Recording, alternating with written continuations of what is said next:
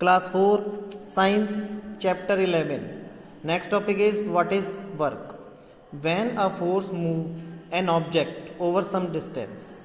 जब कोई भी दबाव, फोर्स का मतलब होता है हम जो प्रेशर देते हैं या हमारी तरफ से जो ताकत किसी चीज़ पे लगाते हैं उसे फोर्स, पुश या पुल इसका एग्जाम्पल है. When a force move an object, जब आप किसी ऑब्जेक्ट पर अपना फोर्स लगाते हैं ओवर सम डिस्टेंस, ताकि वो थोड़ी डिस्टेंस कवर कर सके, work is said to be done. तो इसे अपन कहते हैं कि वर्क कंप्लीट हो चुका है. If the force can not produce any movement in a body, अगर आप किसी movement, any movement in the body मतलब किसी भी बॉडी की मूवमेंट पे अगर आप फोर्स को अप्लाई नहीं करते हैं, नो वर्क इज डन, तो कोई भी फोर्स अप्लाइड नहीं किया जाएगा, नहीं माना जाएगा.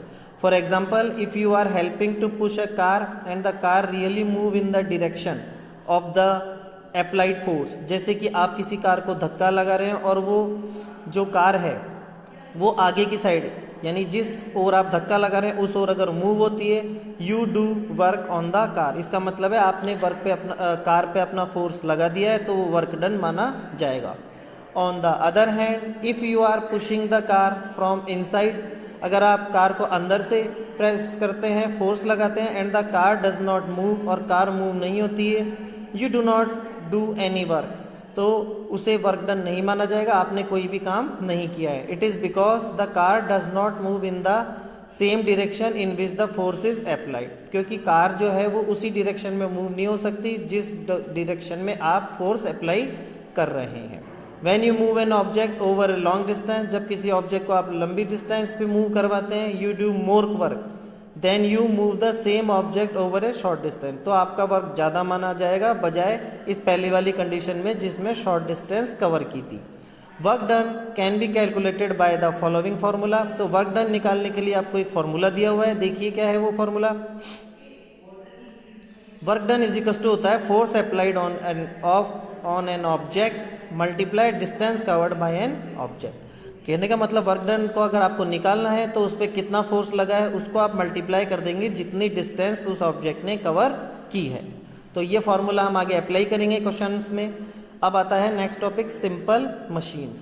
When we can not do some work with our hand, जब कोई भी काम हम अपने हाथों से नहीं करते हैं, we use some tool to do it, तो हम कुछ इन काम को करने के लिए कुछ टूल्स की सहायता लेते हैं.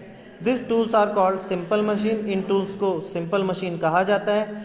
अ pair of scissor use to cut cloth is a simple machine, जैसे ये जो सीजर्स होती है कैंची, इसके पेयर को हम यूज लेते हैं क्लॉथ्स को कट करने के लिए, तो ये एक सिंपल मशीन कहलाएगा. The simple machine help us in the following way, simple machine हमें किस तरीके से हेल्प करती है देखिए. The machine make work easier, ये हमारे काम को आसान बना देती है.